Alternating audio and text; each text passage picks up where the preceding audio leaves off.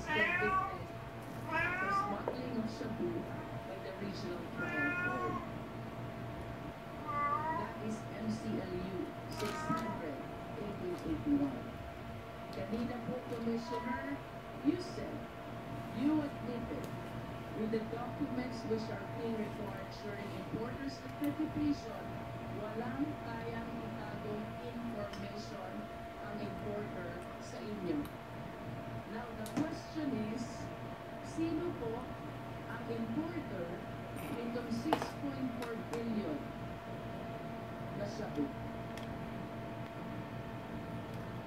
And of course, the first question that you wish to be answered, considering na may nakapasok na 6.4 billion na shabu, sino ay nagpasok nito sa Pilipinas? I want to refresh your memory, Commissioner Paludon.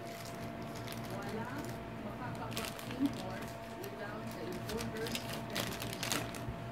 Like we said, with the ample requirements which are being required from the importer, walang kayang itagong information ang importer from the Bureau of Customs.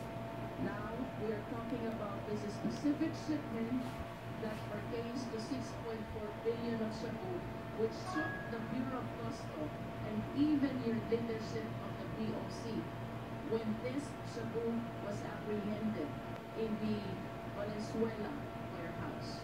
Question, Commissioner. This is something na hindi mo dapat nakakalimutan. Sino po ang importer nito? Ang pinag-uusapan po natin dito is not only misdeclaration, but even non-declaration. Paano kung may magpasok ng bomba?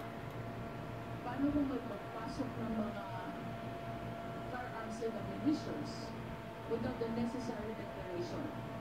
And what if the consignee, the end user of this importation, a terrorist group? I hope we appreciate the possibility na baka hindi lang po income ng gobyerno ang nakawala. Baka hindi lamang po batas ang nakaviolate.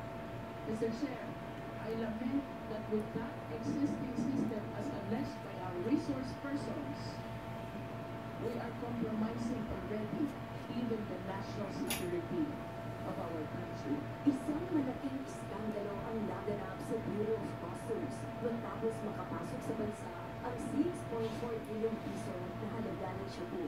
Ang pangyayaring ito ay naglakas ng mga katanungan tungkol sa sistema ng customs, ang mga dokumentong ginagamit at ang iligal na tara system. Sa pagtatanong ni Congresswoman Attorney Gerville Jinky Ministro sa 14th Quad Conference sa noong administrasyon ni dating Pangulong Rodrigo Duterte, kinuha siya ni Representative Jinky Ministro si dating Customs Commissioner Nicolor Faeldon kung sino nagpapasok ng 6.4 billion worth of shabu sa Pilipinas. Umamin si Faeldon na ang mga smugglers na responsable sa pagpasok ng 6.4 billion halaga ng shabu sa bansa noong 2017 ay nakalusot sa mga otoridad. Una nang sinabi ni Faeldon na wala siyang kasalanan bago ito